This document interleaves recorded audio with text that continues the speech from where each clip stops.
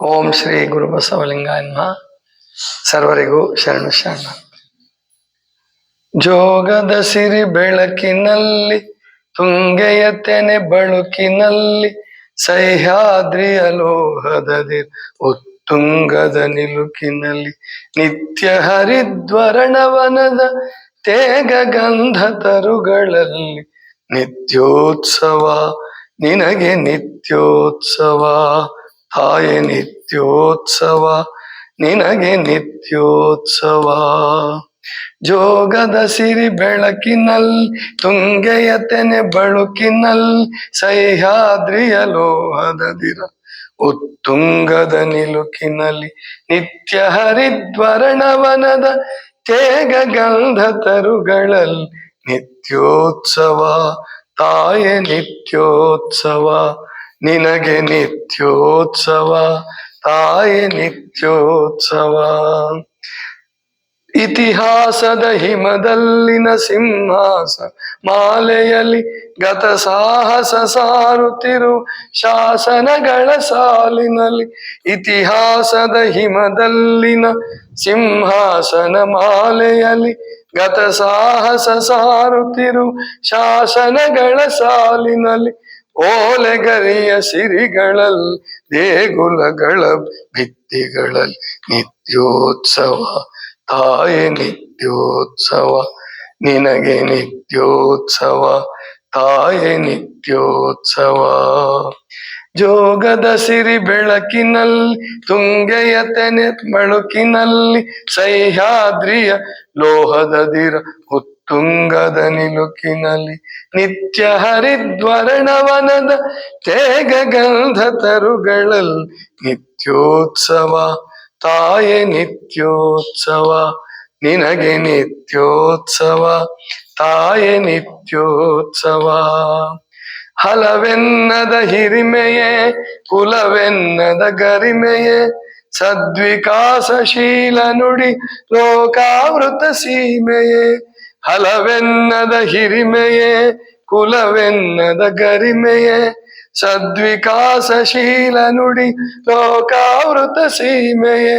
ಈ ಮತ್ಸರ ನಿರ್ಮತ್ಸರ ಮನದುದಾರ ಚರಿತೆ ಈ ಮತ್ಸರ ನಿರ್ಮತ್ಸರ ಮನದುದಾರ ಚರಿತೆ ನಿತ್ಯೋತ್ಸವ ತಾಯೆ ನಿತ್ಯೋತ್ಸವ ನಿನಗೆ ನಿತ್ಯೋತ್ಸವ ತಾಯೆ ನಿತ್ಯೋತ್ಸವ. ಜೋಗದ ಸಿರಿ ಬೆಳಕಿನಲ್ಲಿ ತುಂಗೆಯ ತೆನೆ ಬಳುಕಿನಲ್ಲಿ ಸಹ್ಯಾದ್ರಿಯ ಲೋಹದದಿ ಉತ್ತುಂಗದ ನಿಲುಕಿನಲ್ಲಿ ನಿತ್ಯ ಹರಿದ್ವರ್ಣವನದ ತೇಗ ಗಂಧ ತರುಗಳಲ್ಲಿ ನಿತ್ಯೋತ್ಸವ ತಾಯೆ ನಿತ್ಯೋತ್ಸವ ನಿನಗೆ ನಿತ್ಯೋತ್ಸವ ತಾಯೆ ನಿತ್ಯೋತ್ಸವ ನಿನಗೆ ನಿತ್ಯೋತ್ಸವ ತಾಯೆ ನಿತ್ಯೋತ್ಸವ. ಬಹಳ ಅದ್ಭುತವಾದಂತಹ ಹಾಡು. ಚಿಕ್ಕದೇ ಸಾಲುಗಳು, ಎರಡೇ ಎರಡು ನುಡಿ, ಆದರೆ ಆ ಮಲೆನಾಡಿನ ಸಿರಿ ಮತ್ತು ಕರ್ನಾಟಕದ ಹೆಮ್ಮೆ ಎಲ್ಲವೂ ಇದರಲ್ಲಿ ಬಂದ್ಬಿಟ್ಟಿದೆ.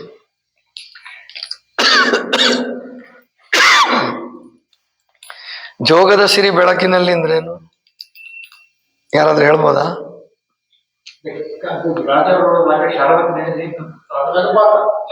ಸರಿ, ಬೆಳಕು ಅಂದ್ರೇನು? ವಿದ್ಯುತ್ ಶಕ್ತಿ ತಯಾರಾಗುತ್ತಲ್ಲ, ಜೋಗದ ಸಿರಿ ಬೆಳಕಿನಲ್ಲಿ ಅಲ್ಲಿ ಎಲೆಕ್ಟ್ರಿಸಿಟಿ ತಯಾರಾಗುತ್ತಲ್ಲ, ಅದಕ್ಕೆ ಹೇಳಿದಾರ ಜೋಗದ ಸಿರಿ ಬೆಳಕಿನಲ್ಲಿ ತುಂಗೆಯ ತೆನೆ ಬಳುಕಿನಲ್ಲಿ. ಭತ್ತ ಬೆಳಿತಾರಲ್ಲ ತುಂಗಾ ನದಿ ದಂಡೆಯಲ್ಲಿ ಅಥವಾ ಬೇರೆ ಬೇರೆ ತೆನೆಗಳು, ಒಟ್ಟು ಮುಖ್ಯವಾಗಿ ಭತ್ತ. ತುಂಗೆಯ ತೆನೆ ಬಳುಕಿನಲ್ಲಿ ಸಹ್ಯಾದ್ರಿಯ ಲೋಹದದಿರ, ಅದಿರು ಅದಿರಂದ್ರೆ ಕಬ್ಬಿಣದ ಅದಿರು, ಕುದುರೆ ಮುಖ, ಅದಲ್ಲೇ ಇರೋದು. ಸಹ್ಯಾದ್ರಿಯ ಲೋಹದದಿರ ಉತ್ತುಂಗದ ನಿಲುಕಿನಲ್ಲಿ ನಿತ್ಯ ಹರಿದ್ವರ್ಣ ವನದ ತೇಗ ಗಂಧ ತರುಗಳಲ್ಲಿ ನಿತ್ಯೋತ್ಸವ ತಾಯೆ ನಿತ್ಯೋತ್ಸವ ನಿನಗೆ ನಿತ್ಯೋತ್ಸವ ಅಂದ್ರೆ ನೋಡಿ, ಒಂದೇ ಒಂದು ಪಲ್ಲವಿನಲ್ಲಿ ಅಲ್ಲೇನೇನು ಸಿಕ್ತಿತ್ತು. ಏನು ಕರೆಂಟ್ ಉತ್ಪತ್ತಿ ಆಗೋದು, ಜೋಗದ ಸಿರಿ ಬೆಳಕು, ಜೋಗದ ಸಿರಿ ಬೆಳಕಿನಲ್ಲಿ ತುಂಗೆಯ ತೆನೆ ಬೆಳಕಿನಲ್ಲಿ ಬೆಳೆಗಳು, ಸಮೃದ್ಧವಾದ ಬೆಳೆ. ಸಹ್ಯಾದ್ರಿಯ ಲೋಹದದಿರ, ಲೋಹದದಿರು, ಕುದುರೆ ಮುಖ, ಮ್ಯಾಂಗನೀಸು, ಕಬ್ಬಿಣ ಎಲ್ಲ ಅಲ್ಲೇ 50 ವರ್ಷ ಜರ್ಮನ್ ದೇಶದವ್ರಿಗೆ ಒಪ್ಪಿಸ್ಕೊಟ್ಬಿಟ್ಟಿದ್ರು ನಮ್ಮ ಮಹಾನ್ ರಾಜಕಾರಣಿಗಳು. ಸ್ವಾತಂತ್ರ್ಯ ಬಂದ ಕೂಡ್ಲೆ ಅದನ್ನೇನ್ ಮಾಡ್ಬೇಕು, ಪೂರ ಸತ್ಯನಾಶ ಮಾಡಿ ಈಗ ಏನಕ್ಕೂ ಬರ್ಲಾರ್ದಂಗೆ ಅಲ್ಪ ಸ್ವಲ್ಪ ಕಾಡು ಉಳಿದಿದೆ. ಅದನ್ನ ಇವ್ರು ಬಾಕಿಯವ್ರು ಇದಾರಲ್ಲ, ದೇವಿರಮ್ಮನ ಭಕ್ತರು, ಅವರು ಇವರು ಎಲ್ಲ ಸೇರ್ಕೊಂಡು ಕಡ್ದು ಮುಗಿಸಿ ಒಟ್ಟು ಏನು ಹಾಳು ಮಾಡಿ ಹತ್ತಿ ಬಿತ್ತದಂತಿರಲ್ಲ ಮಾಡಿ ಇಟ್ಟಿದ್ದಾರೆ. ಆದ್ರೆ ಪುಣ್ಯಕ್ಕೆ ನಮ್ಮ ನಿಸ್ಸಹಾರ ಅಹಮದ್ ಹಾಡಿನಲ್ಲಿ ಉಳ್ಕೊಂಡಿದೆ ಅದು. ಲೋಹದದಿರ ಉತ್ತುಂಗದ ನಿಲುಕಿನಲ್ಲಿ ನಿತ್ಯ ಹರಿದ್ವರ್ಣ. ನಿತ್ಯ ಹರಿದ್ವರ್ಣ ಅಂದ್ರೆ ಯಾವಾಗ್ಲೂ ಹಸಿರಾಗಿರ್ತಕ್ಕಂಥ, ಹರಿತ್ ಅಂದ್ರೆ ಹಸಿರು. ನಿತ್ಯ ಹರಿದ್ವರ್ಣ ವನದ ತೇಗ ಗಂಧ ತರುಗಳಲ್ಲಿ ನಿತ್ಯೋತ್ಸವ ನಡೀತಾ ಇದೆ.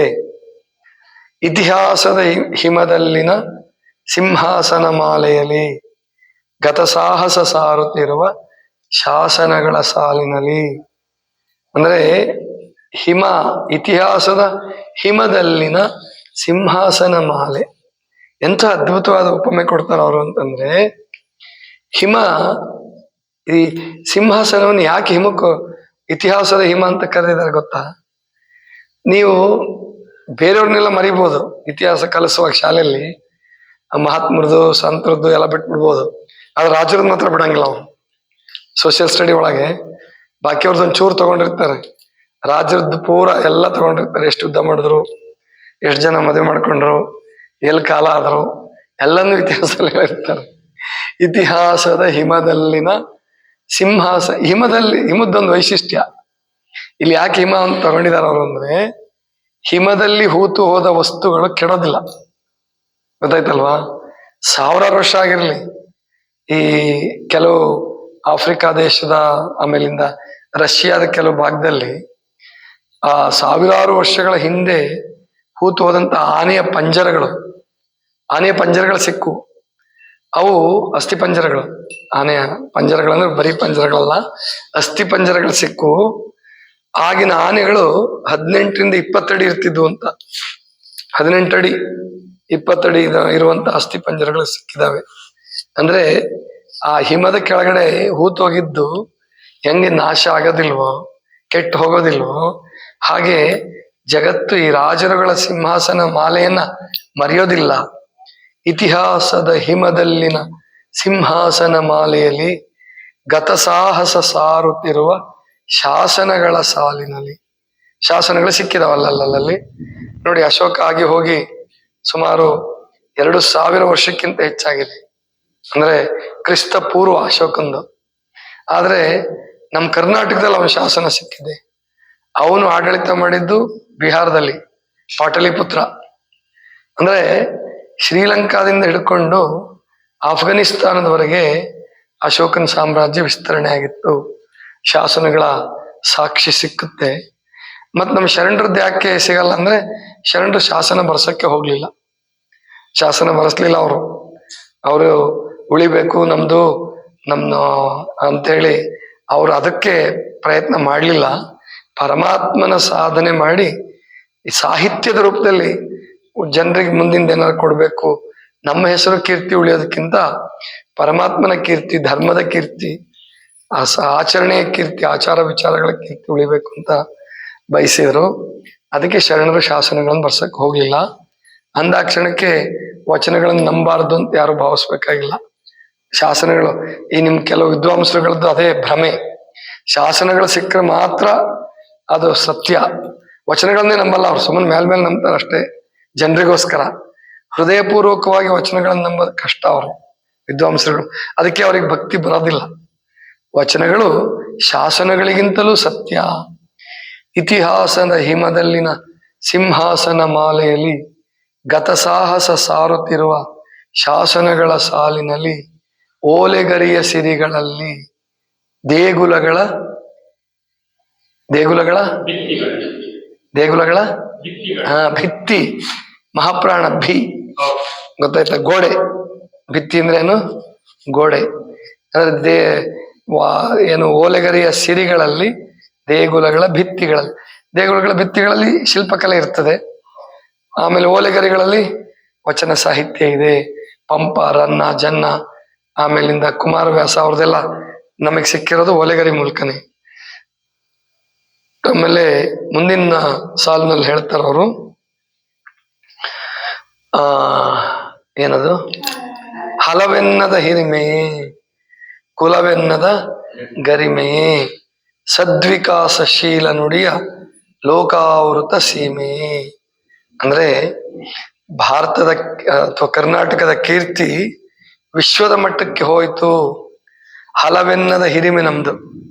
ಅಂದ್ರೆ ಜಾತಿ, ಕುಲ, ಗೋತ್ರ ಏನೂ ಭೇದವನ್ನ ಮಾಡ್ಲಿಲ್ವಲ್ಲ ನಮ್ಮ ಶರಣರು, ದಾಸರು. ಅದ್ರದ್ದು ಹೇಳ್ತಾರ ಅವ್ರಿಗೆ ಅಪ್ರತ್ಯಕ್ಷವಾಗಿ. ಹಲವೆನ್ನದ ಹಿರಿಮೆ, ಕುಲವೆನ್ನದ ಗರಿಮೆ, ಕುಲ ಭೇದ ಮಾಡ್ಲಿಲ್ಲ. ಅದು ನಮ್ಮ ಹಿರಿಮೆ, ಗರಿಮೆ. ಹಿರಿಮೆ ಅಂದ್ರೆ ದೊಡ್ಡತನ, ಗರಿಮೆ ಅಂದ್ರೆ ಶ್ರೇಷ್ಠತೆ. ಹಲವೆನ್ನದ ಹಿರಿಮೆ, ಕುಲವೆನ್ನದ ಗರಿಮೆ, ಸದ್ವಿಕಾಸಶೀಲ ನುಡಿ, ಲೋಕಾವೃತ ಸೀಮೆ. ಕರ್ನಾಟಕ ಇವತ್ತಿಗೂ ಕೂಡ ಶಾಂತಿ ವಿಷಯದಲ್ಲಿ ಮತ್ತು ವಿಕಾಸದ ವಿಷಯದಲ್ಲಿ ಇಡೀ ದೇಶಕ್ಕೆ ಮೊದಲೇನೆ. ಆದರೆ ನಮ್ಮಲ್ಲಿ ರಾಜಕೀಯ ಅನಿಶ್ಚಿತತೆಗಳು ಬಹಳ ಆಗಿದೆ. ಆದರೂ ಕೂಡ ಕರ್ನಾಟಕದಲ್ಲಿ ಶಾಂತಿ, ಸಮಾಧಾನ, ವಿದ್ಯೆ, ಆಮೇಲಿಂದ ಏನು ವಿಕಾಸ, ಅದರಲ್ಲೂ ವಿಶೇಷವಾಗಿ ಬೆಂಗಳೂರು ಸಿಲಿಕಾನ್ ಸಿಟಿ ಅಂತ ಆದ್ಮೇಲೆ ಸಾಫ್ಟ್ವೇರ್ ಇಡೀ ವಿಶ್ವದಲ್ಲೇ ಬೆಂಗಳೂರು ಹೆಸರು ಗಳಿಸ್ಬಿಡ್ತು. ಹೀಗೆ ಹಲವೆನ್ನದ ಹಿರಿಮೆ, ಕುಲವೆನ್ನದ ಗರಿಮೆ, ಸದ್ವಿಕಾಸ ಅಂದ್ರೆ ಉತ್ತಮವಾದ ವಿಕಾಸ. ಸದ್ವಿಕಾಸಶೀಲ ನುಡಿಯ ಲೋಕಾವೃತ ಸೀಮೆಯೇ ಅಂದ್ರೆ ಇಡೀ ವಿಶ್ವವನ್ನೇ ತನ್ನದನ್ನಾಗಿ ಮಾಡ್ಕೊಂಡಿದೆ. ಸೀಮೆ ಇದರ ಗಡಿ ಲೋಕವನ್ನೆಲ್ಲ ಆವರಿಸ್ಕೊಂಡಿದೆ. ಸದ್ವಿಕಾಸಶೀಲ ನುಡಿಯ ಲೋಕಾವೃತ ಸೀಮೆ. ಈ ಮತ್ಸರ ನಿರ್ಮತ್ಸರ ಅಂದ್ರೆ ಯಾವಾಗ ವಿಶಾಲ ಮನೋಭಾವನೆ ಬೆಳೀತಾ ಬೆಳೀತಾ ಹೋಗುತ್ತೋ, ಎಷ್ಟು ದೊಡ್ಡ ಚಿಂತನೆ ಇರ್ತದೋ, ಹಾಗೆ ಹೊಟ್ಟೆ ಕಿಚ್ಚು ಕಡಿಮೆ ಆಗ್ತಾ ಬರುತ್ತೆ, ಸಣ್ಣತನ ಕಡಿಮೆ ಆಗ್ತಾ ಬರ್ತದೆ. ಅದಕ್ಕೆ ಅವ್ರು ಹೇಳೋದು ಈ ಮತ್ಸರ ನಿರ್ಮತ್ಸರ ಮನದುದಾರ ಚರಿತೆಯೇ. ಚರಿತೆ ಅಂದ್ರೆ ನಡೆನುಡಿ, ಚರಿತ್ರೆ ಅಲ್ಲ. ಚರಿತ್ರೆ ಅಂದ್ರೆ ಇತಿಹಾಸ, ಚರಿತೆ ಇಲ್ಲಿ ನಡೆನುಡಿ. ಮನದುದಾರ ಮನಸ್ಸಿನ ಉದಾರ, ಮನದುದಾರ ಮಹಿಮೆ. ಮನದುದಾರ ಮಹಿಮೆಯೂ ಸರಿದೆ, ಕರೆಕ್ಟ್. ಈ ಮತ್ಸರ ನಿರ್ಮತ್ಸರ ಮನದುದಾರ ಮಹಿಮೆ. ನಾನು ಚರಿತೆ ಏನ್ ಮಾಡಿದ್ದೆ? ಮಹಿಮೆ. ಮಹಿಮೆ ಮನಸ್ಸಿನ ಉದಾರತೆಯ ಮಹಿಮೆ. ಕರ್ನಾಟಕದ ಮಹಿಮೆ. ಅದು ಬಹಳ ಅದ್ಭುತವಾದಂತಹ ಹಾಡು. ಇದಿಷ್ಟು ಇವತ್ತಿನ ಚಿಂತನ. ಸರ್ವರಿಗೂ ಶರಣ.